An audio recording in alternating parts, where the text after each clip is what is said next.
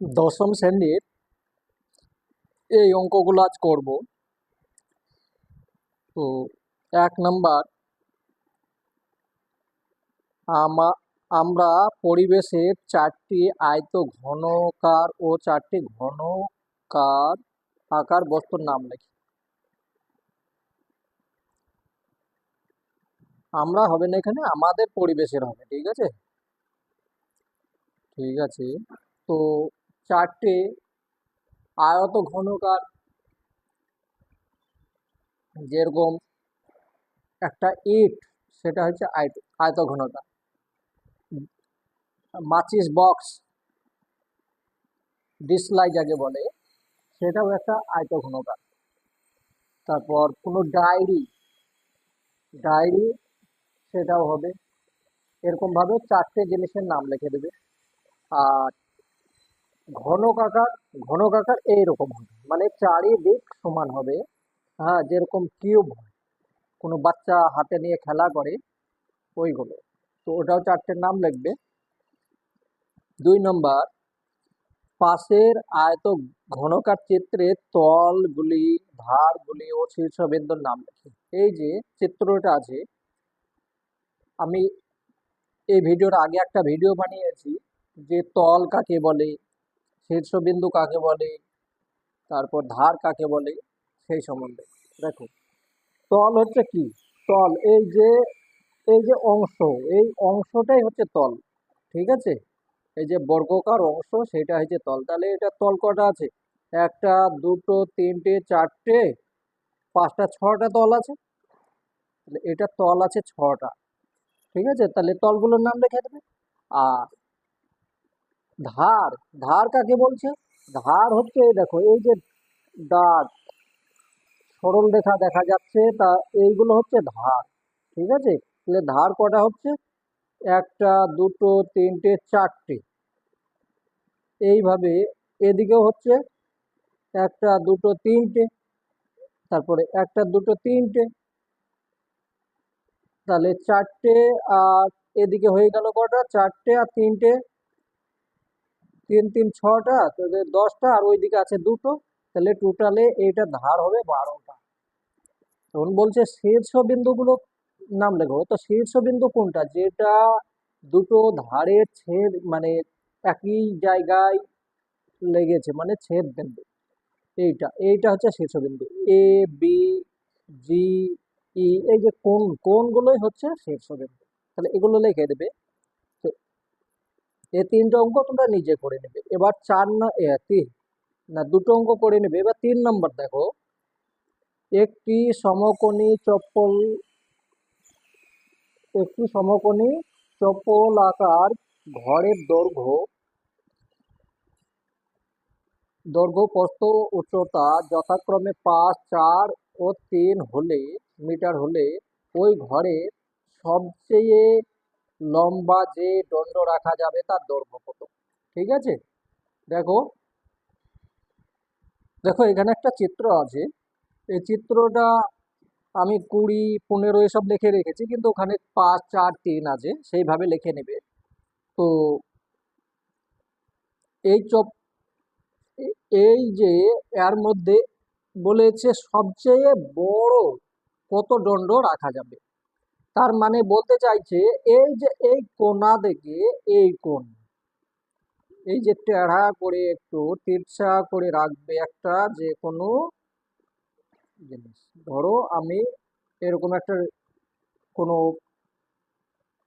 পাত্র আছে বা কোনো জিনিস যাই হোক আছে, সেইটাকে আমি যদি একটা কোনো পেন্সিল রাখি বা কোনো কিছু রাখি, এইভাবে একটু টেढ़া টাইপের হবে।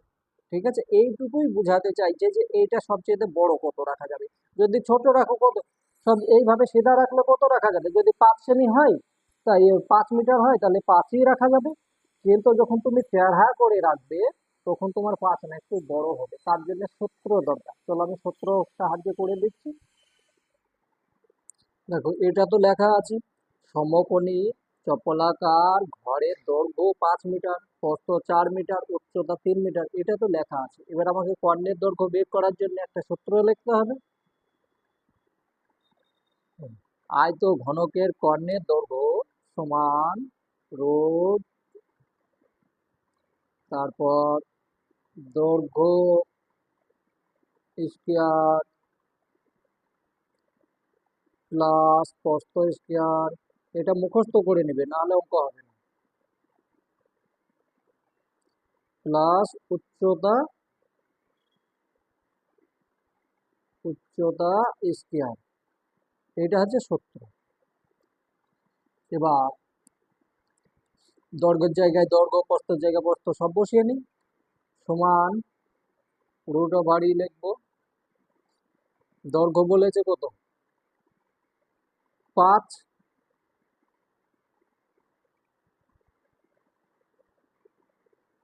প্রস্থ 4।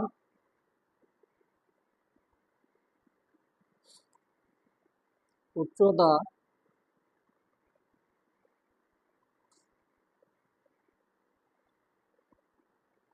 3।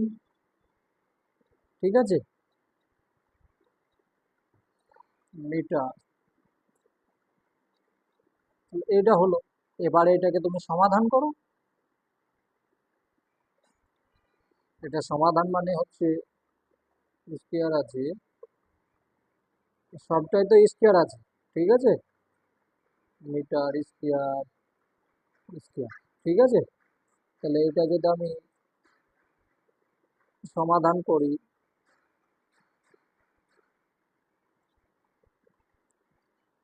দুটো 5 পাবো, প্লাস দুটো 4 পাবো। তার কারণ হচ্ছে ওখানে স্কয়ার লিখেছি আমি। আর দুটো 3 পাবো মিটার। ঠিক আছে, ওইভাবে করলে হবে না। এখানে দেখো 5 আছে, তাহলে 25 লিখবো। 5 দুটো 5 5 25 প্লাস 4 4 16 প্লাস 3 3 9 কত মিটার। মিটার তো লেখাই আছে। এবার এই তিনটেকে যদি যোগ করো তাহলে হচ্ছে কত? 41 আর 9 50। তাহলে এইটা হয়ে গেল কত? 50 মিটার। তাহলে এইটাকে যদি আমি বর্গমূল করি, বর্গ আছে তো, 50 বর্গ করো। এবার ধরো 50 লিখেছো, 50কে যদি 2 হচ্ছে, তাহলে 2 মানে 25 হচ্ছে। আর এখানে 5 দিলাম, তাহলে কত হচ্ছে? 5 হচ্ছে। তার মানে পেয়ে যাচ্ছে আমি কত? 2 গুণ 5 গুণ 5 মিটার সমান। এটা কত পেয়ে গেলাম? এবার 5 দুটো আছে, তাহলে একটা বাইরে চলে এলো আর একটা ভিতরে থাকলো। তাহলে এইটাই হচ্ছে উত্তর, মিটার।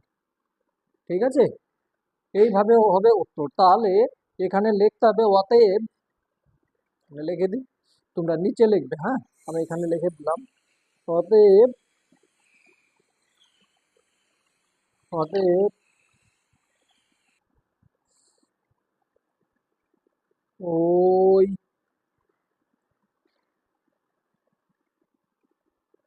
ঘরে সবচেয়ে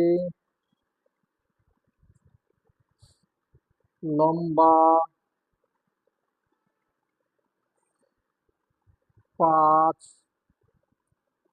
2 মিটার ডান্ডা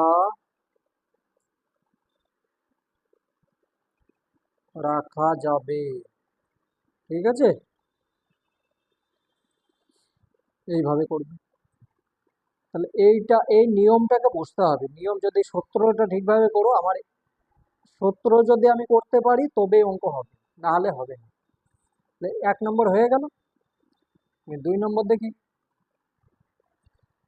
দেখো এটা কি বলছে। 4 নাম্বার, একটি ঘনকের একটি তলের ক্ষেত্রফল 64 বর্গ মিটার হলে ঘনকটির আয়তন কি?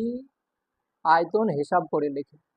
তো এখানে একটা চিত্র আছে, দেখো। এই চিত্র একটা বর্গকার, মানে ঘনক চিত্র।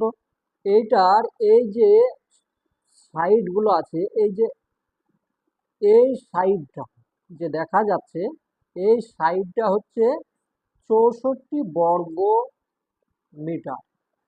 তাহলে এর সম্পূর্ণ, সম্পূর্ণ মানে কি, যে কত ঘন একক আছে সেইটা দেখাতে হবে।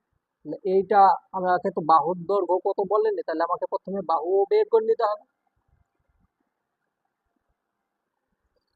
ধরি ঘনকটির বাহুর দৈর্ঘ্য, বাহুর দৈর্ঘ্য এক্স একক একক মিটার, ঠিক আছে।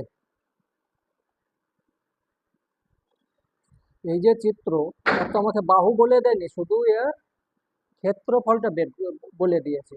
তা এইটাকে যদি আমি ধরো এক্স ধরলাম, এটাও এক্স হবে, তার কারণে এটা বর্গকার চিত্রের মতো হয়ে আছে।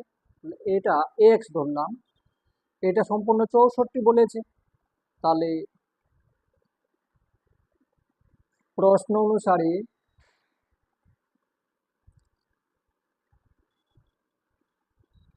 প্রশ্ন অনুসারে এক্স স্কোয়ার সমান হচ্ছে 64, তাই তো। এক্স স্কোয়ার সমান 64, বা এক্স সমান হলো বর্গ হয়ে গেল।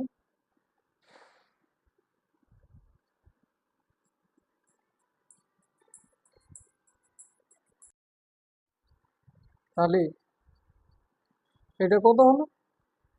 এটা অতএব এক্স সমান বর্গমূল করলে হচ্ছে কত, 8 হয়ে যাচ্ছে। মানে এটার প্রতিটি বাহুর দৈর্ঘ্য কত হয়ে গেল তখন, 8 মিটার, ঠিক আছে। তাহলে অতএব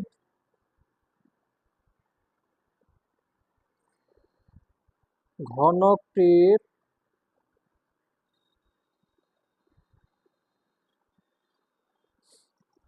প্রতি বাহুর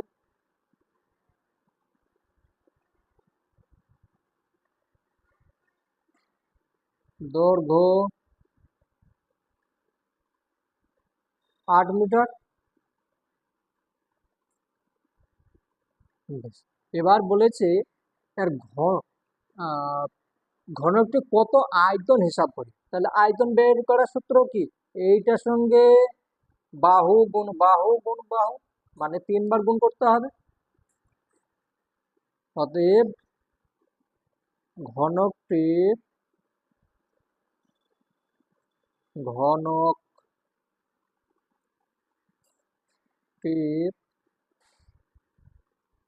আয়তন হবে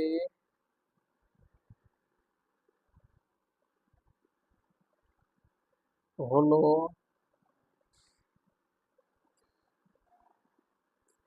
কিউ, ঠিক আছে। এইটাই তো সূত্র,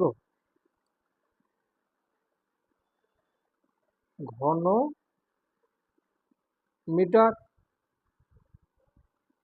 এটাকে যদি 3 বার গুণ করো তাহলে কি, 8 8 64, আর 64 সঙ্গে 8 গুণ করলে 512 ঘন একক। তাহলে এই উত্তরটাও হয়ে গেল, ঠিক আছে। এবার পরেরটা দেখি, 5 নাম্বার।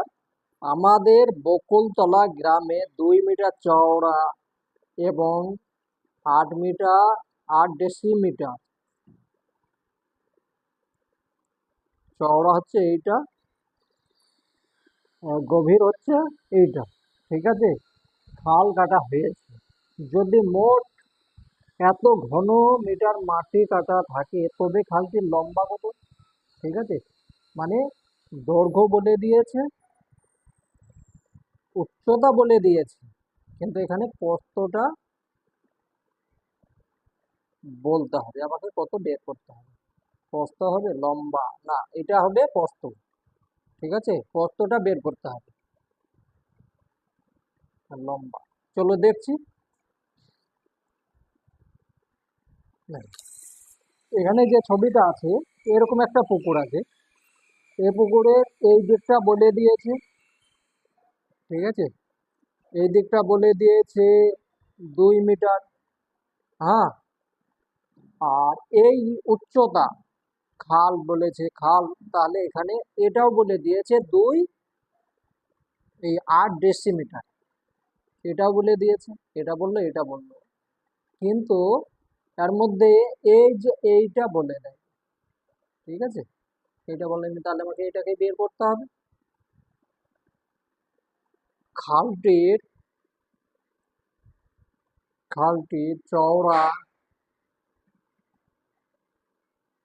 চওড়া আট 2 মিটার।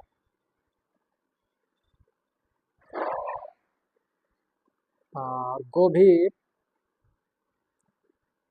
গভীর গভীর হচ্ছে 8 ডেসিমিটার। 8 ডেসিমিটার, কিন্তু আমাকে এখানে এটাকে মিটার করে নেব, তার কারণ আমি এখানে মিটার আছে, তাহলে ডেসিমিটার থেকে মিটার করতে গেলে এত ডেসি, ডেসি থেকে যদি আমি মিটার করতে যাই, তাহলে কত হচ্ছে, এত ডেসিমিটার, তাহলে 0.8 মিটার, ঠিক আছে। আর এই দুটো তো লেখা আছে, কিন্তু মোট, তাহলে এখানে লম্বা কত দেওয়া নেই, ধরি লম্বা x মিটার, ধরি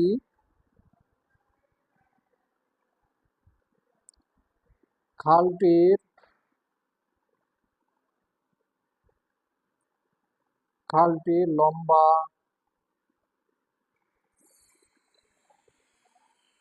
x মিটার, তার কারণ এটা তো দেওয়া নেই, তার জন্য আমাকে এক্স ধরতে হবে। প্রশ্ন অনুসারে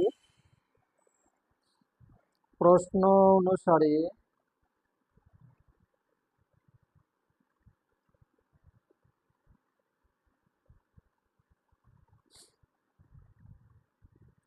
2 × 0.8 সমান সমানই হচ্ছে 240। 240, এইটা সমান এইটা হচ্ছে, তাহলে বা এটার সঙ্গে এটা গুণ করো, তাহলে 8 × 2 = 16, তাই তো। এটার সঙ্গে এটা গুণ করলে 16 হচ্ছে, এক ঘর পর দশমিক হয়ে গেল, এক্স সমান হয়ে গেল 240, বা এক্স সমান 240/16। এই দশমিক তুলে দিলে তখন একটা 10 হয়ে যাচ্ছে এখানে। এবার এইটাকে কাটো, আমি 4 দিয়ে কাটছি, 4×4 = 16, আর এদিকে 4×6 = 24, ঠিক আছে। এইটার সঙ্গে এটা কাটলে, এবার এটার সঙ্গে এটা কাটো, তাহলে 4×15 = 60, সমান কত হচ্ছে, উম, এইটার সঙ্গে এটা গুণ করলে, অতএব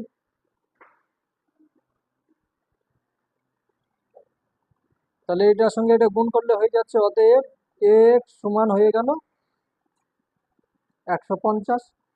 তাহলে এখানে লিখবে, অতএব খালটির লম্বা ছিল খালটি লম্বা ছিল 150 মিটার, ঠিক আছে। কত সহজভাবে করা যাচ্ছে, তো এইভাবে চেষ্টা করবে, চেষ্টা করলেই হবে, চেষ্টা না করলে হবে না। 6 নম্বর অঙ্ক, একটি ঘনকের কর্ণের দৈর্ঘ্য এইটা, সেমি হলে ঘনকটির সমগ্র তলের ক্ষেত্রফল হিসাব করি। দেখো, এই যে ছবিটা আছে, এর সমগ্র তল মানে কি, একটা ওপরের তল, একটা অপোজিটে, দুটো, তিনটে, চারটে, পাঁচটা, ছটা, এই যে ছটা তল আছে, এই ছটা তলের ক্ষেত্রফল হচ্ছে যে 4√3। ঠিক আছে, তাহলে আমাকে বের করতে হবে এইটার ঘনকটির ক্ষেত্রফল কত।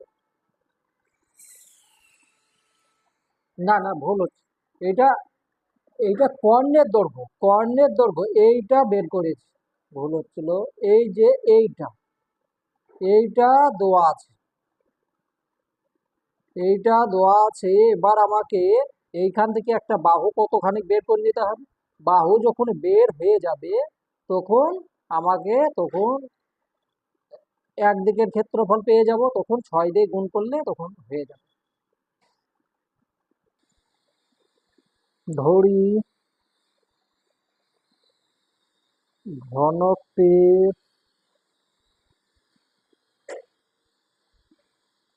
একটি বাহুর দৈর্ঘ্য, ঘনকটির একটি বাহুর দৈর্ঘ্য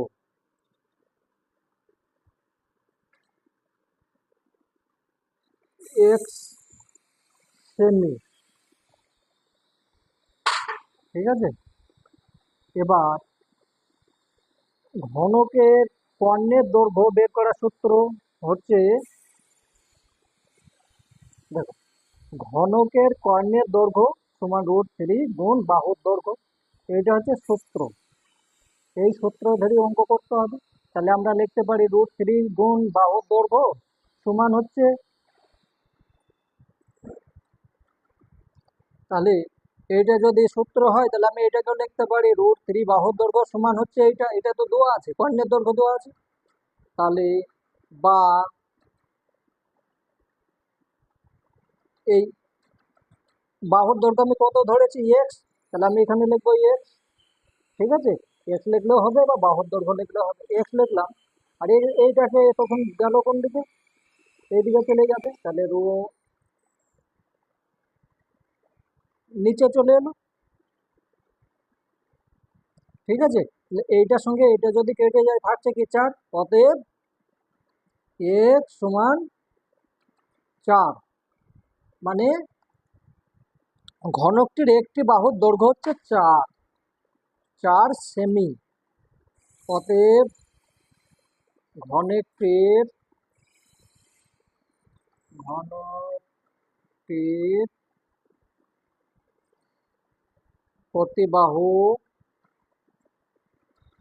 প্রতিটি বাহুর দৈর্ঘ্য সমান 4 সেমি। এটাও বোঝা গেল। তাহলে তার সমগ্র তলের ক্ষেত্রফলের সূত্র হবে সমগ্র তল, মানে এইটা সঙ্গে এইটা হচ্ছে কি একটা বাহু। ধরো এই যে একটা ঘনকের এইটা আমি সমান 4 পেয়ে গেলাম, এইটা পেলাম 4, তার মানে প্রত্যেকটা বাহুই হচ্ছে 4। তাহলে 4-এর সঙ্গে 4-এ গুণ করলে হলো 16। এবার এর টোটাল তল আছে কয়টি, 6টি। তাহলে 6-এর সঙ্গে 4 × 4 = 16, 16 সঙ্গে 6 গুণ করে দেবে, তাহলে তাহলে অতএব ঘনকটির